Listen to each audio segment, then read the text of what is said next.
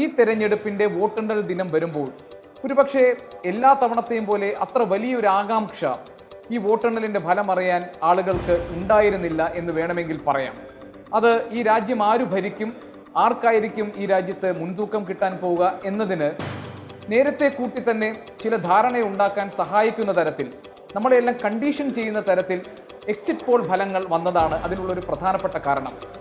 Exit poll ഫലങ്ങൾ അത്രമാത്രം നമ്മുടെ ജനങ്ങളെ, അവരുടെ വിചാരങ്ങളെ സ്വാധീനിച്ചിട്ടുണ്ട് എന്ന് നമുക്ക് പറയാം. ആ കാര്യത്തിൽ യാതൊരു തർക്കവുമില്ല. കാരണം എന്താണോ BJP നേതാക്കൾ പറഞ്ഞിരുന്നത്, എന്താണോ NDA അവകാശപ്പെട്ടിരുന്നത്, അതിനോട് ഏറെക്കുറെ ചേർന്ന് നിൽക്കുന്ന രീതിയിലുള്ള അക്കങ്ങളായിരുന്നു എക്സിറ്റ് പോൾ ഫലങ്ങളിലൂടെ നമ്മുടെ മുന്നിൽ അവതരിപ്പിച്ചത്. അപ്പോൾ സ്വാഭാവികമായും അതിനനുസരിച്ച് ഓഹരി വിപണി ഉയരുന്നതുമൊക്കെ നമ്മൾ കണ്ടു. പക്ഷേ ഇപ്പോൾ ഈ വോട്ടെണ്ണലിൻ്റെ ഓരോ നിമിഷത്തെയും ഫലങ്ങൾ പുറത്തു വരുമ്പോൾ ഈ എക്സിറ്റ് പോൾ ഫലങ്ങൾ അത്ര കണ്ട് ശരിയായിരുന്നില്ല എന്ന് നമ്മൾക്ക് ബോധ്യമാവുകയാണ്. എന്തായിരുന്നു ഈ കഴിഞ്ഞ ദിവസങ്ങളിലൊക്കെ നമ്മൾ കണ്ടത്? എന്തൊക്കെ കാര്യങ്ങളിൽ നിന്നുകൊണ്ടാണ് നമ്മൾ നമ്മുടെ ധാരണകളെ രൂപപ്പെടുത്തിയത്? പ്രധാനമായും നമ്മൾ കണ്ടത് ചില രാഷ്ട്രീയ നിരീക്ഷകരുടെ, ചില തെരഞ്ഞെടുപ്പ് വിദഗ്ധരുടെ പ്രവചനങ്ങളിൽ ഊന്നിയാണ്. നമുക്കറിയാം, ആക്സിസ് മൈ ഇന്ത്യയുടെ പ്രദീപ് ഗുപ്ത നടത്തിയിട്ടുള്ള പ്രവചനങ്ങൾ, പ്രശാന്ത് കിഷോർ നടത്തിയ പ്രവചനങ്ങൾ, മറുഭാഗത്ത് രാജ്ദീപ് സർദേശായിയൊക്കെ YY ക്ലബ് എന്ന് വിശേഷിപ്പിച്ച യോഗേന്ദ്ര യാദവ് നടത്തിയിട്ടുള്ള പ്രവചനങ്ങൾ. ഈ പ്രവചനങ്ങളുടെയൊക്കെ ഒരു ആകെ സ്വഭാവം നമ്മൾ കണക്കിലെടുത്തു കഴിഞ്ഞാൽ BJPക്കും NDAയ്ക്കും, അതായത് മൂന്നാം വട്ടം നരേന്ദ്രമോദിക്ക് ഈ രാജ്യത്ത് അധികാരത്തിലെത്താൻ പ്രാപ്തമാകുന്ന തരത്തിൽ, ഈ കഴിഞ്ഞ 2 ടേമിനേക്കാൾ ഏറ്റവും മികച്ച പ്രകടനം കാഴ്ചവെക്കാൻ കഴിയുന്ന തരത്തിൽ ഒരു വലിയ നമ്പറിലേക്ക്, ഒരു ബിഗ് നമ്പറിലേക്ക് ഇവരുടെ തെരഞ്ഞെടുപ്പ് പ്രകടനം ഇക്കുറി മാറും എന്ന് പ്രവചിക്കുന്നതായിരുന്നു പ്രശാന്ത് കിഷോർ നടത്തിയിട്ടുള്ള പ്രവചനങ്ങൾ. എനിക്ക് തോന്നുന്നു ഒരുപക്ഷെ നമ്മളെല്ലാവരും കുറെ കൂടി ആശ്രയിച്ചത്, കുറെ കൂടി വിശ്വസിച്ചത് പ്രദീപ് ഗുപ്തയുടെ അക്കങ്ങളെയാണ്. ഈ അടുത്ത കാലത്ത് ചില വിവാദങ്ങൾ പ്രദീപ് ഗുപ്ത നടത്തിയ ചില പ്രവചനങ്ങളുമായി ബന്ധപ്പെട്ടുണ്ടായിരുന്നു. അദ്ദേഹത്തിൻ്റേത് എന്ന് പറഞ്ഞ് ഇറങ്ങിയ ഒരു പത്രത്താളിൽ അദ്ദേഹം ഒരു പ്രവചനം നടത്തിയതായി ചില വിവരങ്ങൾ പുറത്തു വന്നിരുന്നു. അതിൽ പറഞ്ഞിരുന്നത് BJPക്ക് ഈ തെരഞ്ഞെടുപ്പ് കഴിയുമ്പോൾ കേവല ഭൂരിപക്ഷം ഉണ്ടാകില്ല, NDAയ്ക്ക് ഏതാണ്ട് ഒരു 280-300 താഴെ സീറ്റുകൾ കിട്ടിക്കൊണ്ട് അധികാരത്തിൽ വരുമെന്നുള്ളതായിരുന്നു. പക്ഷേ ഈ എക്സിറ്റ് പോൾ ഫലങ്ങളെല്ലാം വന്നപ്പോൾ പ്രദീപ് ഗുപ്തയുടെ തന്നെ ചില തിരുത്തലുകൾ വന്നു. അദ്ദേഹം പറഞ്ഞത് എൻ്റേതെന്ന പേരിൽ ഒരു പേപ്പർ പ്രചരിക്കുന്നുണ്ട്, അത് എൻ്റേതല്ല, അതൊരു ഫേക്ക് ആയിട്ടുള്ള കാര്യമാണ് എന്നാണ്. മാത്രമല്ല എക്സിൽ അദ്ദേഹം കുറിച്ച ചില വാചകങ്ങൾ, ചില വരികൾ പിന്നീട് അദ്ദേഹം ഡിലീറ്റ് ചെയ്ത് മാറ്റുകയും ചെയ്തു. പ്രശാന്ത് കിഷോറിനെ സംബന്ധിച്ച് അദ്ദേഹം ഉറച്ചു നിന്നത്, ഒരുപക്ഷെ നമുക്കറിയാം ഇതിനു മുൻപ് നടത്തിയ പ്രവചനങ്ങൾ ശരിയായി വന്നിട്ടുണ്ട്, അതിനകത്തുള്ള ഇൻസൈഡ് വിവരങ്ങൾ, അതിൻ്റെ ഈ BJPക്കും NDAയ്ക്കകത്തും നടക്കുന്ന കാര്യങ്ങളെക്കുറിച്ച് കൃത്യമായി നേരിട്ടറിയാൻ കഴിയുന്ന ഒരാൾ, അങ്ങനെ അനുഭവമുള്ള ഒരാൾ എന്ന നിലയിലാണ് പ്രശാന്ത് കിഷോർ നടത്തിയിരുന്ന പ്രവചനങ്ങളെ നമ്മൾ സ്വീകരിക്കാൻ തയ്യാറായത്. പ്രശാന്ത് കിഷോർ പറഞ്ഞത് വലിയ മുന്നേറ്റം ഉണ്ടാക്കും, BJPക്ക് കഴിഞ്ഞ തവണ 303 സീറ്റാണ് കിട്ടിയിരുന്നെങ്കിൽ NDAയ്ക്ക് 353 ആണെങ്കിൽ അതിനേക്കാൾ മികച്ച പ്രകടനം ഈ തെരഞ്ഞെടുപ്പിൽ ഉണ്ടാകുമെന്നാണ്. പക്ഷേ മറുഭാഗത്ത് യോഗേന്ദ്ര യാദവിൻ്റെ ചില പ്രവചനങ്ങളും നമ്മുടെ മുന്നിലുണ്ടായിരുന്നു.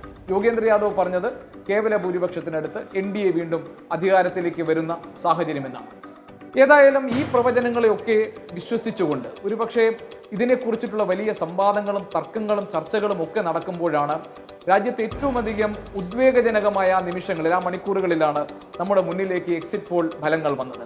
ആ എക്സിറ്റ് പോൾ ഫലങ്ങൾ ഏതാണ്ട് ഒരേ രൂപത്തിൽ, ഒരേ സ്വഭാവത്തിൽ പറഞ്ഞത് വലിയ ഭൂരിപക്ഷത്തോടുകൂടി NDA അധികാരത്തിൽ വരാൻ പോകുന്നു, BJP കഴിഞ്ഞ തവണത്തേക്കാൾ മികച്ച പ്രകടനം കാഴ്ചവെക്കാൻ പോകുന്നു, ഹിന്ദി ഹൃദയഭൂമിയിൽ BJPക്ക് അടിതെറ്റുകയില്ല, മാത്രമല്ല ദക്ഷിണേന്ത്യൻ സംസ്ഥാനങ്ങളിൽ വലിയ രീതിയിൽ മുന്നേറ്റം ഉണ്ടാക്കാൻ BJPക്ക് കഴിയും എന്നുള്ളതൊക്കെയായിരുന്നു.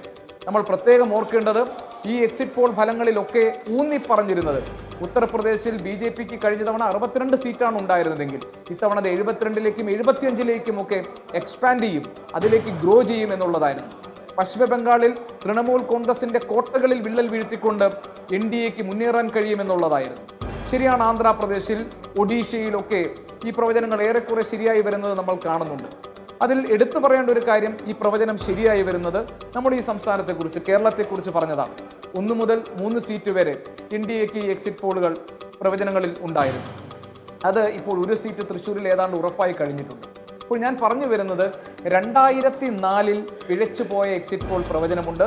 സംസ്ഥാന നിയമസഭാ തെരഞ്ഞെടുപ്പുകളെ കുറിച്ച് നടത്തിയപ്പോൾ ഛത്തീസ്ഗഡിലെയും മധ്യപ്രദേശിലെയും ഒക്കെ കാര്യങ്ങൾ പറഞ്ഞതിൽ പിഴവ് വന്നിട്ടുള്ള അനുഭവങ്ങളുണ്ട്. അങ്ങനെയൊക്കെയുള്ള അനുഭവങ്ങളെ മുഴുവൻ പാടെ മാറ്റി നിർത്തിക്കൊണ്ടാണ് ഇക്കുറി, അതായത് ഏറ്റവും നിർണായകമായ തിരഞ്ഞെടുപ്പ് നടന്ന 2024 എക്സിറ്റ് പോൾ ഫലങ്ങളെ പൂർണ്ണമായി ആശ്ലേഷിച്ചുകൊണ്ട് നമ്മൾ ആ ഒരു മാനസികാവസ്ഥയിൽ നിന്നുകൊണ്ട് ഈ തെരഞ്ഞെടുപ്പിൻ്റെ കൗണ്ടിംഗ് ദിനത്തിൽ നമ്മൾ സ്വീകരിക്കാൻ തയ്യാറായത്. ആ കണക്കുകൂട്ടലുകളെ, ആ കാൽക്കുലേഷനെ, നമ്മുടെ ധാരണകളെ മുഴുവൻ തട്ടിത്തെറിപ്പിച്ചുകൊണ്ടുള്ള ഈ ഫലങ്ങളാണ്, അല്ലെങ്കിൽ ഫലസൂചനകളാണ് ഇപ്പോൾ വന്നുകൊണ്ടിരിക്കുന്നത്. ഒരിക്കൽ കൂടി നമുക്ക് പറയാൻ കഴിയും, അല്ലെങ്കിൽ ഒരിക്കൽ കൂടി നമ്മുടെ അനുഭവത്തിൽ തെളിയുകയാണ്, എക്സിറ്റ് പോൾ ഫലങ്ങൾ ആധികാരികമായി നമുക്ക് വിശ്വാസമർപ്പിക്കാൻ കഴിയുന്ന രേഖകളല്ല. സ്വാഭാവികമായി പറയാറുള്ളത് അതൊരു കണ്ണാടി പോലെയാണ്. കാരണം തിരഞ്ഞെടുപ്പിന് ശേഷം വോട്ട് ചെയ്ത വോട്ടർമാരെ കണ്ട് രേഖപ്പെടുത്തുന്ന, അടയാളപ്പെടുത്തുന്ന ഒരു രേഖ എന്ന നിലയിൽ അതിനൊരു സാങ്ക്ടിറ്റി ഉണ്ട് എന്നാണ്. പക്ഷേ രാജ്യത്തെ ജനങ്ങളുടെ വികാരത്തെ ഒപ്പിയെടുക്കാൻ, അവരുടെ മനസ്സിൽ എന്താണെന്ന് മനസ്സിലാക്കാൻ, രാഷ്ട്രീയ അന്തർധാരകളെ തീർത്തും കണക്കിലെടുക്കാൻ ഈ എക്സിറ്റ് പോൾ ഫലങ്ങൾക്ക് കഴിയുന്നില്ല എന്നുകൂടിയാണ് ഇത്തവണത്തെ എക്സിറ്റ് പോൾ ഫല പ്രവചനങ്ങളിൽ തെറ്റുകൾ സംഭവിക്കുമ്പോൾ ഒരിക്കൽ കൂടി നമുക്ക് ബോധ്യമാകുന്നത്.